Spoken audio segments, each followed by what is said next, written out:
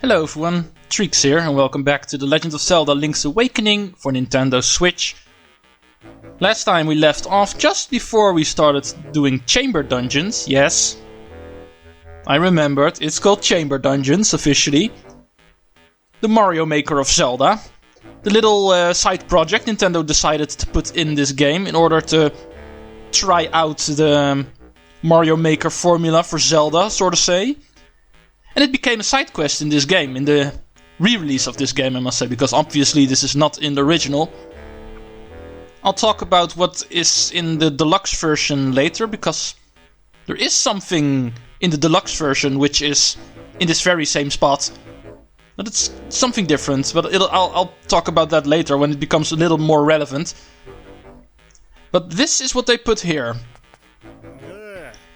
And the way it works, well, it's kind of simple. We are here to make our own dungeons. And how do we do that? Well, at first we are not allowed to make our own dungeons. We first have to do some little missions for Dampé. A little cameo appearance from Ocarina of Time, because that's where he officially is from, of course. As you may know, they put him in here for some reason. They could have just picked an original character for it, but hey. Who doesn't love Dampé? Right, when you first get here, there's only one mission available, the very first one, to teach you how this works. Dungeon Arranging 101. I started this one already. Can you finish it? Make a path from the entrance to the Nightmare's lair. There's gotta be a stop along the way for the treasure chest. If a chamber's got an exit, you gotta connect it to another exit. Nobody wants an exit that goes nowhere.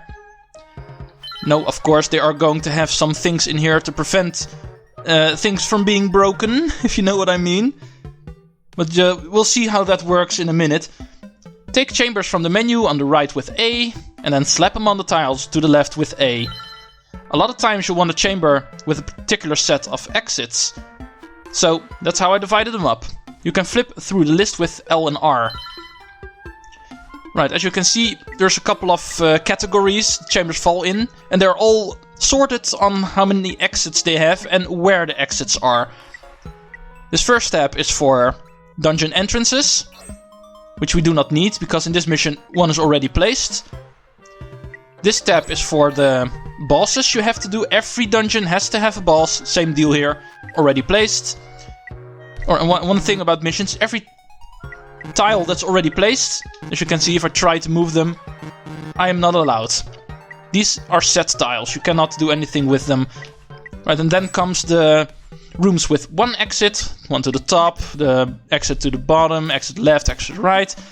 And then the same applies for rooms with 2 exits and rooms with 3 exits. We only have one of those for now. The way you unlock more tiles is simple, you just play more dungeons.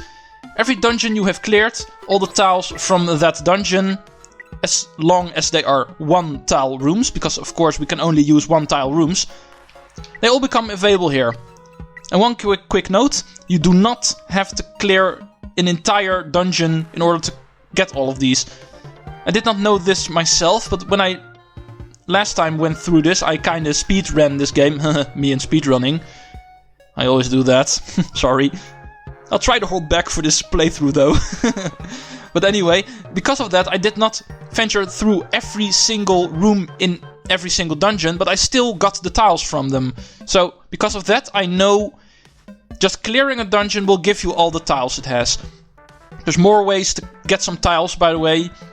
In the overworld you find these chamber stones. I already got one from the trendy games. Those give you some tiles, and there's also amiibos you can scan in. Yes, amiibo still exists. It looks like it's kind of died out, but it still exists. I'll show that off later. I should have picked up some amiibos from my shelf, but right now, not really happening. I have a couple of amiibos that can give you rooms. Right. That's enough information, I think. Let's quickly start building some dungeons. This first one is going to be easy. Of course, we are going to have to get used to how this works, so of course we're going to start off easy. The Nightmare Key's goal is always going to be in the last treasure chest you open. Any extra chests around the dungeon will always have rupees in them. An exit in a chamber might turn into a locked door or shutter, depending on which chamber you hook it up to. There are rules for which type of exit gets the right of way. You'll earn them pretty quick as you go. Right, and what they mean is... kind of like you see here, the symbol between these doors indicates it's going to be a locked door. And that's because this room I just placed is a room where you have to defeat all enemies to unlock the door. And that's indicated by the door symbol you see here. Right, and then we have to make sure we can get to the boss chamber. Let's do that like this. Easy room. I don't want to have a mini boss in here. There's no need. Let's make a 3-way door here. Sometimes you think you're all set, but the chamber isn't turning red from blue like it should. When that happens, press Y to check what the deal is. Right, what they mean with that is every red room you see is a unreachable place or a place that is simply not done yet. In this case, because the north exit isn't connected. In this case, because the east exit isn't connected. This room is connected, but because this room is inaccessible, this one stays red as well. This one is blue, and that means this one is fine. It is reachable, and all of the exits are connected. There are no keys that are present, making it inaccessible. Because as you can see, if I place this room over here, this dungeon's part becomes blue, with the exception of this one, because there's still the matter of this room, but we can easily clear it like this. Right, when the entrance lights up green, the job's done. Press A on the entrance to go adventuring through your new shiny dungeon. While you're on your adventure in the chamber dungeon, I'll set you up with all the bombs and such you'll need. After it's over though, you'll have whatever you had before. Right, like he's saying, whenever you enter a dungeon in chamber dungeons, you always get maximum number of bombs, maximum number of... what's it called again? Magic powder. Stuff like that. You never go in with what you have in the regular game. This always gives you everything you need to have. Right, this is a dungeon where I haven't placed any keys, so every single chest is going to be rupees with the exception of the final one. And it doesn't matter which one I open final. Normally it would be this one, because this one is right in front of the boss chamber. But if I get that one first and pick up another chest last, that will always have the nightmare key. Right, the goal of adventure in this dungeon is to get to the end and beat the nightmare. Try not to run out of hearts before you get there. If you want to quit before an adventure's over, you can either leave through the entrance or choose quit adventuring from the system part of the plus subscreen. Yes, you do not have to die in order to get out of here. You can simply just say, I want to quit. There's an option for that in the pause menu now that we're here, as you can see. Right, let's quickly do our first simple, small, little dungeon. And any rupees you find in here you can obviously take back outside once you are successful. Right, and how will I be handling these chamber dungeons, you may ask? Well, that is a good question indeed. I think I'm just going to go to this place after every dungeon. Because basically after every regular dungeon you have cleared, normal game, you unlock not just a few new rooms, because you've done another dungeon, so more rooms become available. But that's not all. Usually a couple of new missions become available as well. Like I mentioned last time, it's not like I finish this mission, the next mission unlocks, and I finish that one and the next one will unlock. Normally yes, but there is a cap for that. Most missions are locked behind a certain dungeon you need to have cleared at least. So I believe I can do 2 or 3 missions right now until Dampé's gonna say I have nothing for you anymore. Until you've done a couple of more dungeons.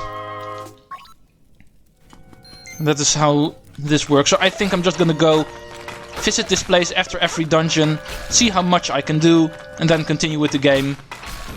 And whenever I've done another dungeon, come back here, etc, etc. Because I really don't want to do all of this right back to back. That would become too boring, because even though we are arranging all of these dungeons in a pretty fun and original way, but that is all, because all of the rooms we have available for this are rooms we've already seen. So we're basically just doing the same dungeons over and over again, just with the rooms in different orders and everything. Right, I'm not too worried about Moldorm. Not just the bombs and magic powder. Also, your hearts are always full when you get in here. Right, this first mission was quite simple. This was just here to teach us how it works. What a show. There were times I'd swear you had one foot in the grave. A thrill like that deserves something from my collection in exchange. Right, for this first one we get another chamber. And like he says, the rupees you find around the dungeon are a little bonus from me. You can keep them once the adventure's over. Watching you down there gave me an idea for a new challenge. It's ready whenever you want it. Alright. And now we get a new option. This one wasn't here, but it is now. Because we have one finished dungeon, we can just go adventuring through dungeons we have completed. But of course we're not doing that one again. We just did that one, and we don't have to do that one again. Alright, this time we are going to be taught about keys. See those tiles with the treasure chest and locked door marks? That's where you put chambers that have stuff in them. You get keys to open locked doors out of treasure chests. Be sure to place enough chests to make it through. Sad to see an adventurer run out of keys. Yeah, this is not the first Zelda game where you can just buy keys in shops. You always need an entrance and a nightmare's lair. That's the basic rule of a chamber dungeon. Some tiles have treasure chests and locked door marks. When you see one of those, you gotta put a chamber on it that has what it wants. Right, unlike last time, this time we need to place the entrance ourselves. Of course, we need one. And we also need a boss, Moldorm. Of course, Moldorm. That's the easiest boss. Trust me, I'm going to place Moldorm for most of these dungeons because he's the easiest, quickest boss. Right, this tile has to have a treasure mark on it, so I'm going to put a room with the treasure here. Do I have... Yes, I have, so I can put you here. I wanted to put one of those, but I don't have a treasure room for that quite yet. And I can of course do it like this. Right, one chamber with stairs isn't enough. You should put a second stairs too. That's where they will link up. Press Y to check how your stairs connect together. Whenever you have rooms with stairs, things get complicated. You can actually make sure you have some other rooms available where you can put more stairs in. Of course, I need a locked door for that. Then I'm going to pick you. You go away, you go over here. Do I have a room with stairs that comes from the bottom? I do, so I can just do it like this. Right, and the dungeon is done. The Y, I haven't touched the Y button yet. Let me quickly explain how that works. If you have some certain things that are not completely finished yet, like I've put the room here. If you press Y, you see the status of your dungeon. You see where your stairs connect. As you can see by the green line, it shows I only have 2 stairs, so they have to connect. But if you have more of them, you see how they connect. And you see where other problems are. In this case, there are unconnected chambers and there are unconnected exits. So if you are working at a dungeon and you can't really see why things aren't working, you can use that to see why it isn't working, so the game helps you. Right, and this should be well enough. It is very basic indeed. Of course it is, because I'm going to keep this simple. Like I explained. I don't want to overcomplicate these things. We're only here for the missions, so... For the dungeons, we're going to have to wait for the regular dungeons in-game. So, because of that, I'm not going to make things any more complicated than they have to be. And why shouldn't I? I'm a speedrunner after all. I would like to do these things fast. Right, this time we got a small key. Normally, rupees would be in chests, but if you have locked doors, they will contain keys and they will always be placed in such a way that whenever you need a key, you always get the keys first. So if you have 3 locked doors in your dungeon and you have 6 chests in your dungeon, the first 3 chests will always be small keys, then the 4th and 5th one will be rupees, and the last one will be the nightmare key. That is how it always works. So the game is always programmed in such a way that the keys will be given to you first whenever you need them. And this is done because it otherwise is possible to lock you out of certain parts in the dungeon. And this is programmed in such a way that it's impossible to lock yourself out of portions of the dungeons because you don't have the opportunity to get certain keys in some places, or you accidentally waste keys in places where dead ends happen and stuff. But you'll see examples of that. Dang it! You'll see examples of that in the future when the dungeon missions become a little bit more complicated. They start off easy, of course. Right, and whenever you have stairs that are connecting in your dungeon, they will always be accompanied with a 2D section. Of course, like we know them from the regular game. And those as well. You cannot choose which 2D sections you get, by the way. Those are handed to you dependent on which room you use with the stairs. So you can't choose those, but there will always be a 2D section accompanied with your stairs. Right, one more hit. Go away. No, die. Not me die, you die.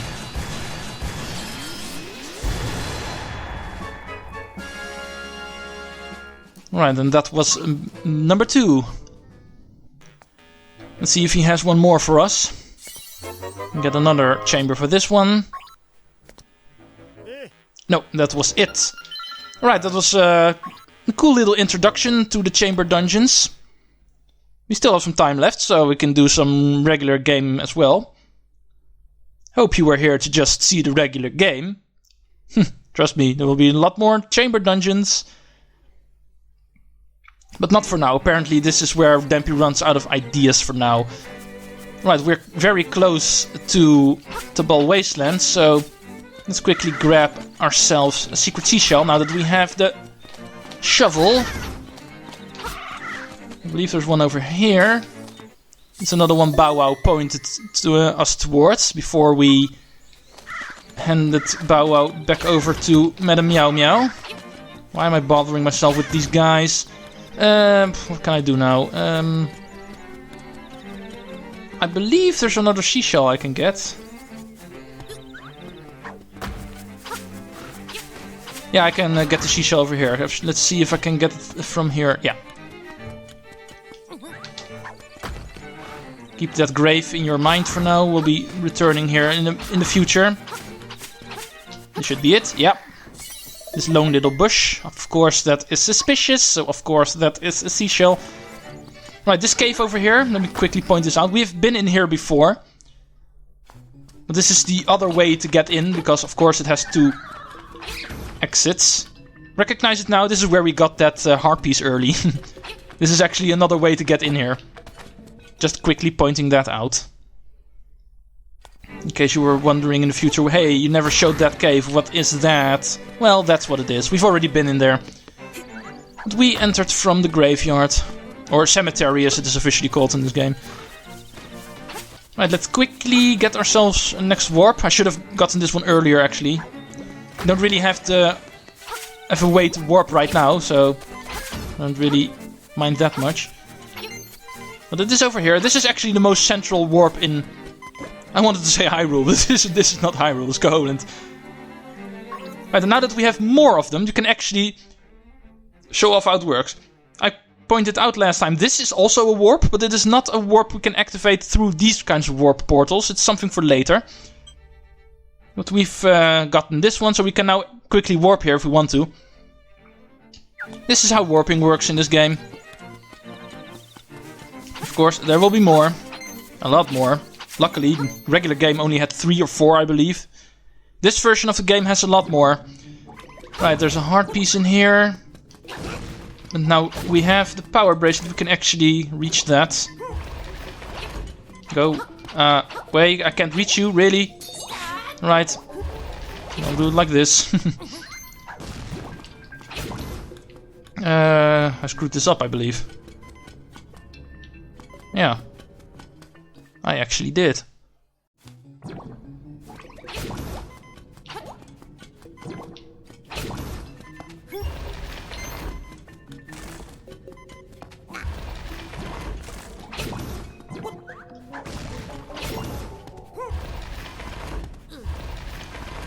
This is how you should do it.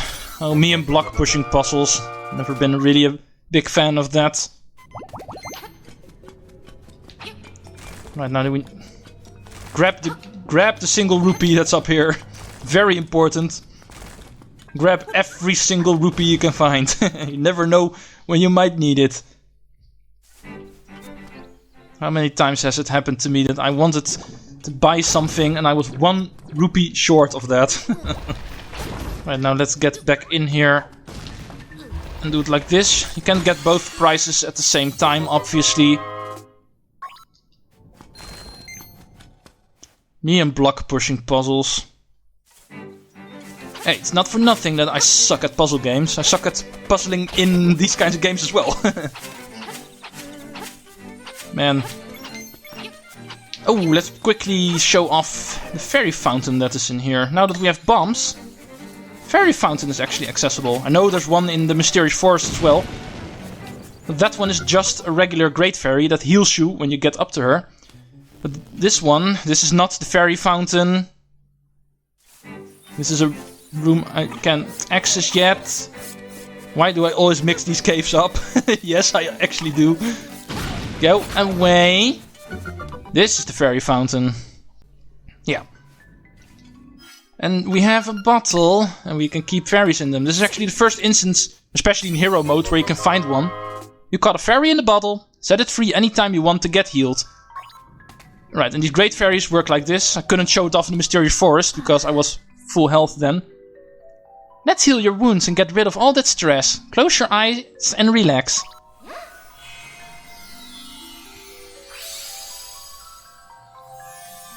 Quite easy. You simply get a full heal. Right, and let's quickly talk about these fairies in bottles before we end the video, because I see the time's running out. Whenever you have fairies in bottles, unlike what they normally do in regular Zeldas, let's call it regular Zeldas, as if this is not a regular Zelda. Well, technically isn't, because it does work a little bit different. The secret medicine is actually what does the effect of regular fairies, that whenever you die and you hold this, you get healed once, and then it dissipates. This more has the function of a bottle, as the potions do in regular Zeldas. These do not activate when you die, be wary of that. You actually have to randomly let these go in order for them to work, but it is a way to store extra health. So especially in hero mode, very important. And remember this place because it is easily accessible because of the near warp point that is in the direct vicinity here. It's also very close to Mape Village, so it is a very central location, as you can see here, right in the middle of Ukuku Prairie. Definitely, if you are playing hero mode and run out of health, or just simply want enough health to begin with, this is the place to go. Keep your fairies here, especially if you get more of the fairy bottles, because yes, there will be more. But that will be for next time. Next time we will continue with our quest towards the next dungeon. There's not too much more to do before we actually need to start our quest to get the key for the dungeon, because this is another dungeon that requires a key. And hopefully I'll see you tomorrow. With that said, thanks for watching. Treecks out.